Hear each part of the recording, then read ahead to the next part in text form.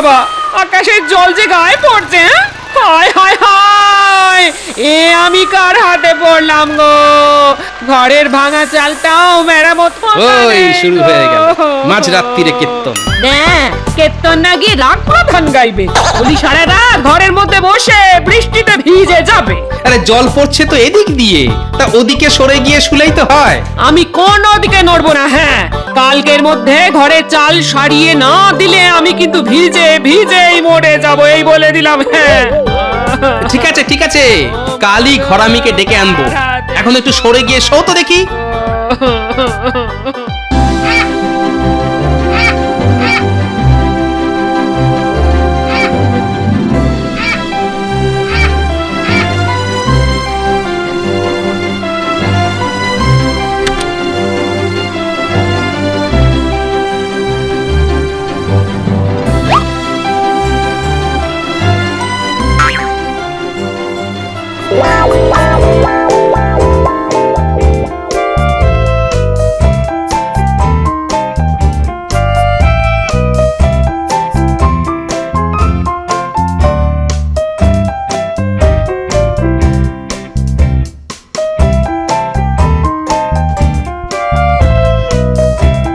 কি গোপাল, বাজার করে ফিরছো?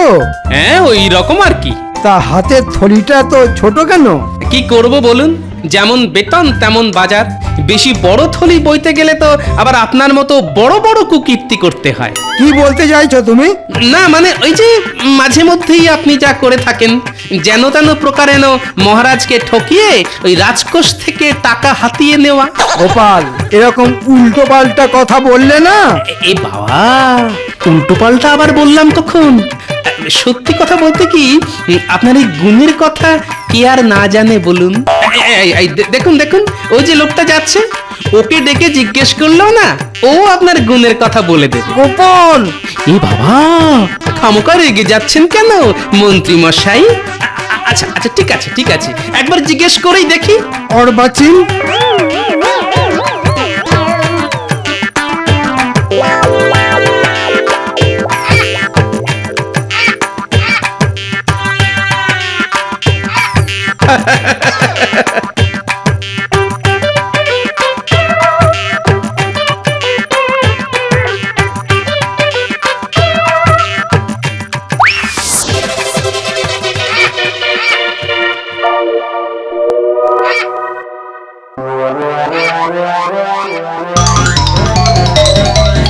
আরে আরে আরে আরে, আমার সাধের মাছ!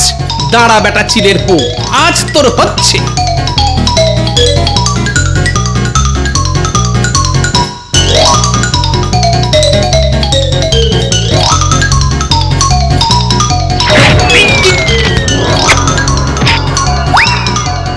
এহে, আলু পটল রাস্তায় গড়াগড়ি খেলো রে। তুলে দাও। দেখছো না চিলের পেছনে দৌড়চ্ছি।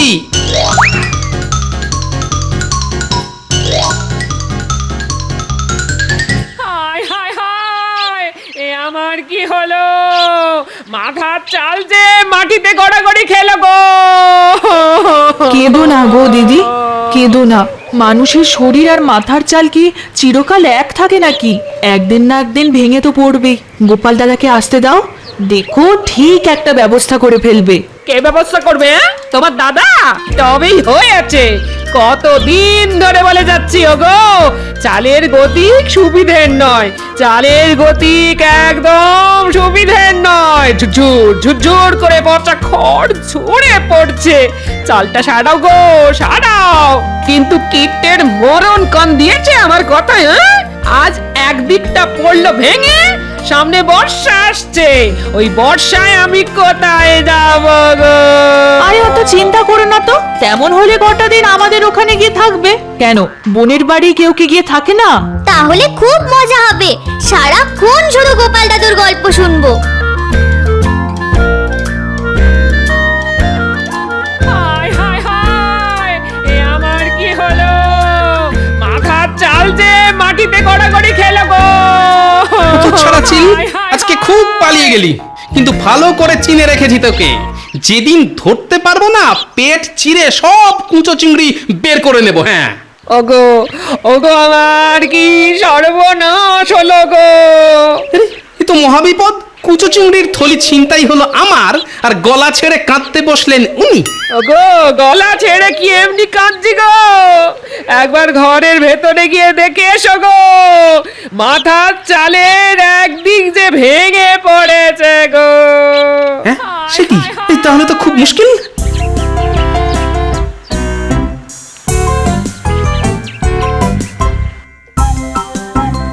ওফ, কার মুখ দেখেছে আজকে উঠেছিলাম কে জানে। হাত থেকে কুচো চিংড়ির থলি গেল, ঘরের চাল গেল। ও কি ক্ষতি, কি ক্ষতি, ক্ষতির ওপর ক্ষতি, ক্ষতির ওপর ক্ষতি। কত টাকা আবার গচ্চা যাবে। বাংলায় একটা কথা আছে না, কয়লাকে যতই ধোয়া হোক না কেন ময়লা কিছুতেই যায় না। এ কথা কেন বলছেন মহারাজ? আরে বলছি কি আর সাধে, বলছি গোপালের ব্যবহারে।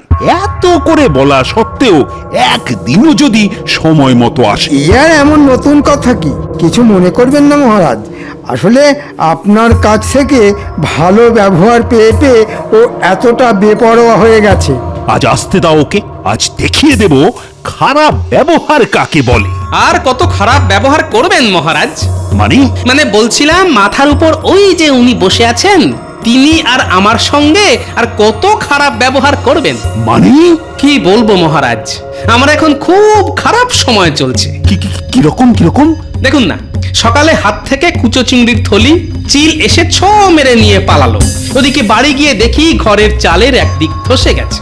এইসব সামলে আস্তে আস্তে এত দেরি হয়ে গেল, মাথায় যে এখন কত দুশ্চিন্তা। ঠিক হয়েছে, ঠিক হয়েছে। সকালে আমার সম্পর্কে খারাপ খারাপ কথা বলার ফল হাতে হাতে পেয়েছে। ঠিক হয়েছে। আচ্ছা গোপাল, গতবার বর্ষার মুখে তো চাল ছাড়াবার জন্য তুমি আমার কাছ থেকে টাকা নিয়ে গিয়েছিলে, তা সে টাকা দিয়ে চাল সারাওনি কেন? কি করে সারাবো মহারাজ? ওই যে কথায় আছে না, অভাবের সংসারে নুন আনতে পান্তা ফুরিয়ে যায়। আপনার দেওয়া চাল সারাবার টাকা তো খাবার কিনতেই খরচা হয়ে গেল। চালের টাকায় চাল কেনা খুব খারাপ কাজ। বর্ষাকালে জল পড়বে, পড়তে পারে বাজ।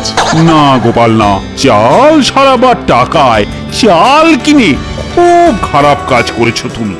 স্বীকার করছি মহারাজ, খারাপ কাজ করেছি, কিন্তু এবার যদি কিছু টাকা দিয়ে সাহায্য করেন। একেবারে দেবেন না মহারাজ, দেখবেন এবারে হয়তো চাল ছাড়াবার টাকায় ডাল কিনে বসবে। ওর ছলনার তো আর শেষ নেই। মহারাজ না গোপাল, আর তোমার টাকা দিতে পারবো না। নিজের চাল সারাবার ব্যবস্থা নিজেকেই করতে হবে তোমায়। এবারে বোঝো, কত ধানে কত চাল।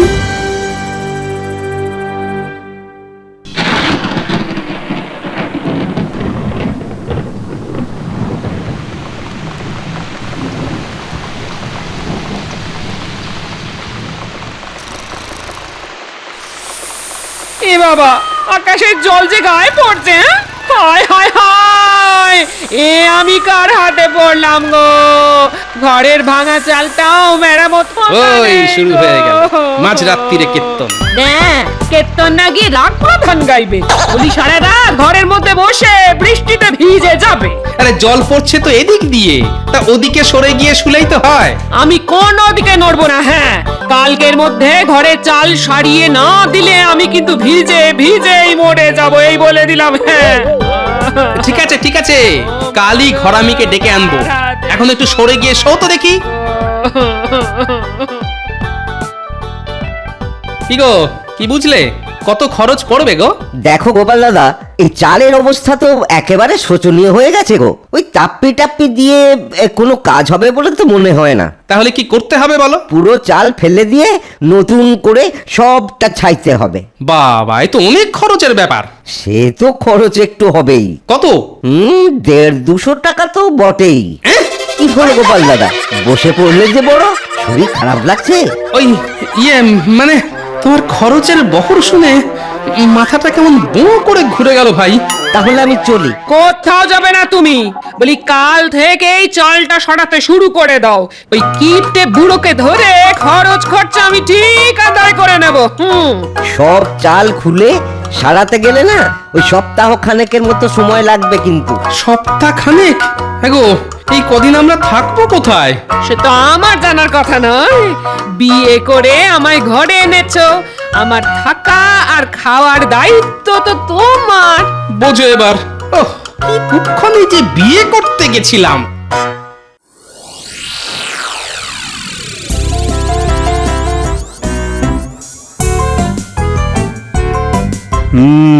প্রকৃতির চরিত্র বোঝা কার সাধ্য।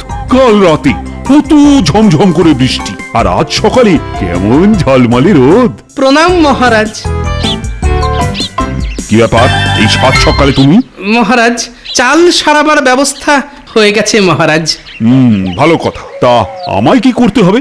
না না মহারাজ, টাকা দিতে হবে না। ঠিক করেছি ভোলা ময়রার কাছ থেকে চড়া সুদে কিছু টাকা ধার করে চাল সারাবো, তারপর না খেয়ে ওই টাকা শোধ করব মহারাজ। খুব ভালো, খুব ভালো। কিন্তু মহারাজ, আমি থাকবো কোথায়? কোথায় থাকবে মানে?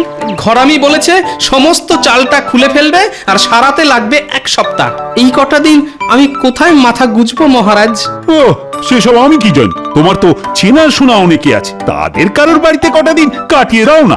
হ্যাঁ, ওই পুটির মা বলেছে বটে, তবে তার নিজেরই তো ছোট ঘর, তার উপর বাচ্চা কাচ্চা। আচ্ছা মহারাজ, কটা দিন আপনার বাড়িতে যদি থাকি? না না না না না, সেটা হয় না। তুমি অন্য কোথাও ব্যবস্থা দেখো।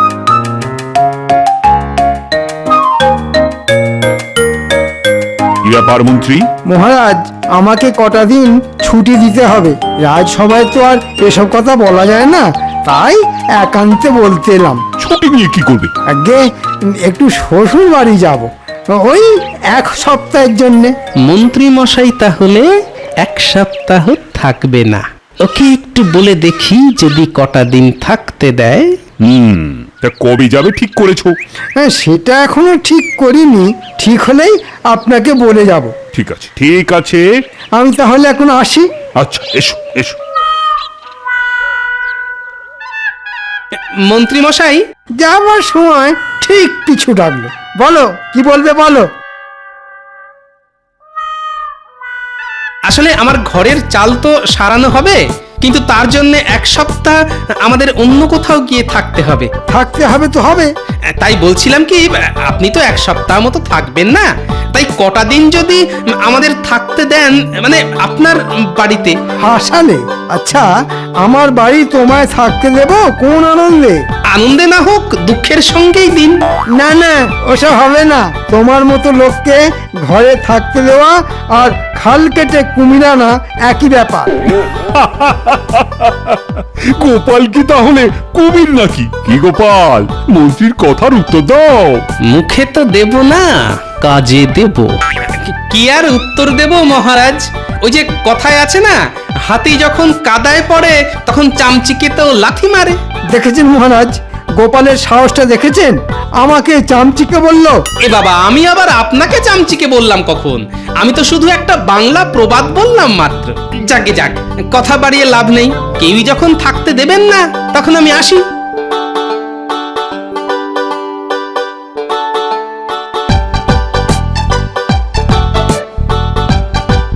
তাহলে বুঝতে পারলি তো কি করতে হবে?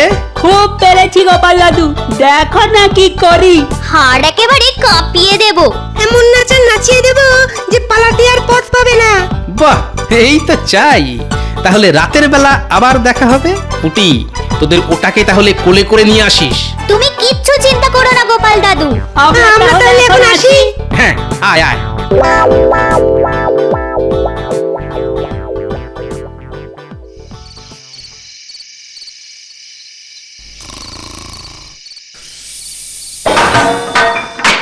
রান্নাঘরে বাসন পড়ার শব্দ হলো না?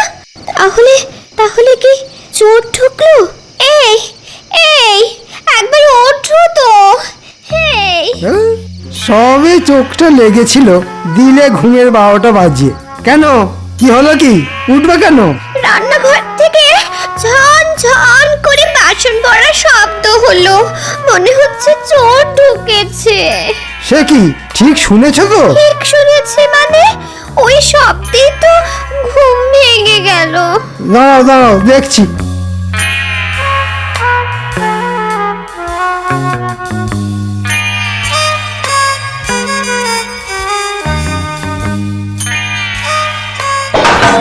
কে কে কে কে কে কে রে?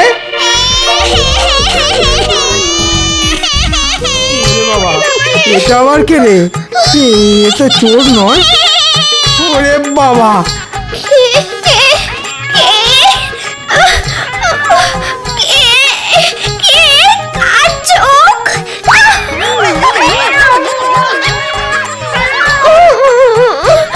এই কি হলো গো?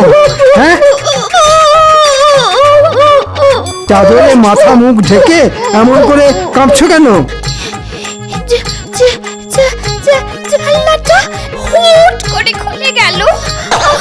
তারপর দেখি দুটো চোখ জল জল করছে, জল জল করছে।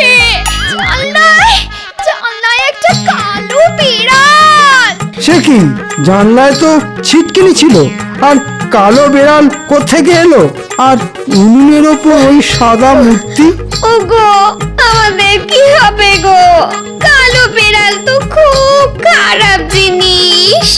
জন্মে তো আমাদের বাড়িতে কোনো কালো বিড়াল দেখিনি। সারা রাত জেগে থাকতে হবে, কাল সকালে কিছু একটা ব্যবস্থা করা যাবে। বুঝলে দাদু, ভয় দেখানোটা না বেশ জব্বর হয়েছে, কি বলো? খুব ভালো কাজ হয়েছে। পুচকে, এখন তোকে একটা কাজ দেব। বলো দাদু। তোকে মন্ত্রী মশাইয়ের বাড়ির কাছে পিঠে থাকতে হবে, তবে খবরদার দেখতে যেন না পায়। আরে কিচ্ছু পাবে না, তুমি শুধু বলে দাও আমায় কি করতে হবে। তুই শুধু জেনে আসবি মন্ত্রী মশাই আজ কি করছে। ঠিক আছে। ওগো, কিছু একটা করো। কাল রাতে যা ঘটেছে তাতে আমার মন বলছে এ নির্ঘাত ভূতের কাজ। ঠিক আছে, আমি কুঞ্জ ওঝাকে ডেকে আনছি। ও এসে ঠিক বলে দেবে এ ভূতের কাজ না মানুষের কাজ। আর ভূতের কাজ হলে ঝাড়ফুঁক করে ঠিক ভূত তাড়িয়ে দেবে, আর মানুষের কাজ হলে ব্যবস্থা নেব আমি ওর বাড়ি যাচ্ছি।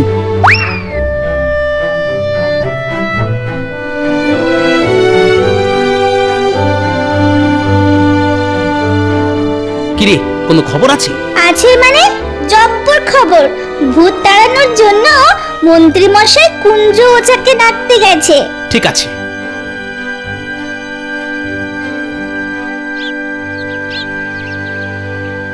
কুঞ্জ, ও কুঞ্জ, কুঞ্জ। আমার ঘরে মন্ত্রী মশাইয়ের আগমন, কি সৌভাগ্য আমার। হ্যাঁ, আসুন আসুন। আমার দুর্ভাগ্য, তাই তোর সৌভাগ্য। হেঁয়ালিটা ঠিক বুঝলাম না মন্ত্রী মশাই। শোন, কাল রাতে আমার বাড়িতে মনে হচ্ছে ভূতের উৎপাত হয়েছিল। তোকে শুধু গুণে বলে দিতে হবে এ ভূতের কাজ না মানুষের কাজ। ভূতের কাজ হলে ভূত তাড়াবি তুই, আর মানুষ হলে শাস্তি দেব আমি। ঠিক আছে? ঠিক আছে ঠিক আছে, আপনি যান, আমি গোছ গাছ করেই ফুরুত করে চলে আসছি।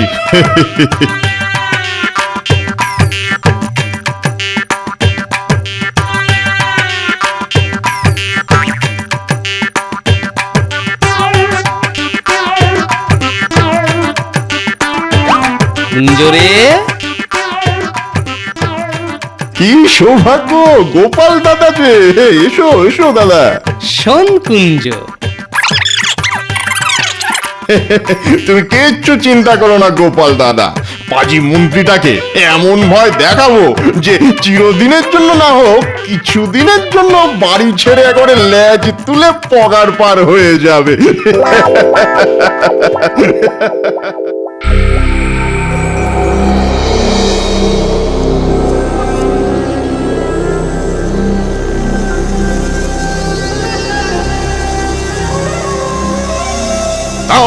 রিং রিং ছক্কা রিং রিং আক্কা ডং ডং কুং গাং মুং হুড়ুত। কি বুঝলি কুঞ্জ, রাতে কি ভূত সত্যি সত্যি এসেছিল? কথা নয় কথা নয়, গণনা করতে দিন গণনা করতে দিন।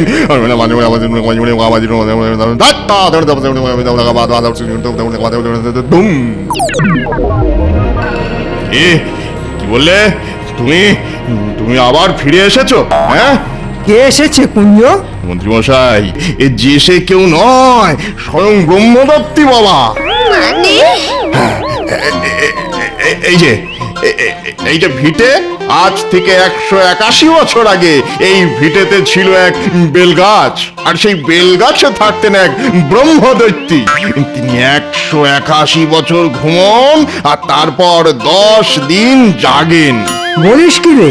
হ্যাঁ, তিনি এখন জেগেছেন। হ্যাঁ, জেগেছেন আর জেগেই তার সেই বেলগাছ না দেখতে পেয়ে খুব খেপে গেছেন। এ বাবা, চিমটি কাটছেন দেখুন। আর তিনি একবারে খেপলে আর রক্ষে নেই মন্ত্রীমশাই, আর রক্ষে নেই। তাহলে কি হবে? বাঁচতে হলে 10 দিন বাড়ি ছেড়ে অন্য কোথাও চলে যান। তিনি হয়তো এই 10 দিনেই সবকিছু লন্ডভন্ড করে দেবেন। হ্যাঁ, লন্ডভন্ড করে দেবেন। কিন্তু তারপর ঘুমিয়ে পড়লে আবার সব ঠান্ডা। না না, ঠিক আছে, দিন না হয় আমরা আমার বাপের বাড়ি গিয়ে থাকবো। তাহলে তাই করুন। প্রাণের থেকে বড় তো আর কিছু হতে পারে না, নাকি? আমি তাহলে চললাম মন্ত্রীমশাই, কেমন? আপনি কিন্তু তাই করুন। হ্যাঁ হ্যাঁ, আয়। এখানে আর এক মুহূর্ত নয়, যত তাড়াতাড়ি সম্ভব টাকা কড়ি গয়নাগাটি নিয়ে চলে যেতে হবে। নাও নাও গিন্নি, তাড়াতাড়ি করো।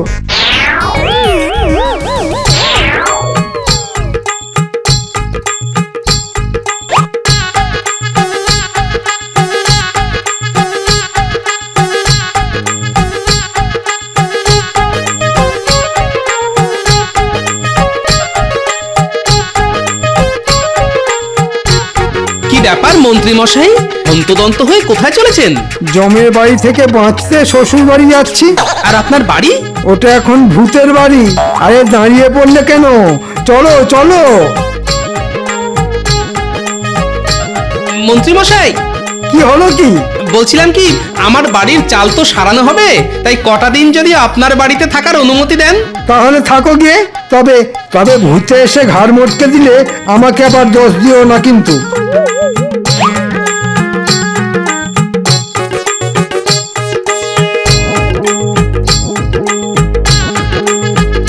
যা, তোদের দিদাকে গিয়ে খবর দে, বলগে যা থাকার ব্যবস্থা হয়ে গেছে। এই না হলে গোপাল দাদু দুষ্টু বুদ্ধিতে যার জুড়ি মেলা ভার।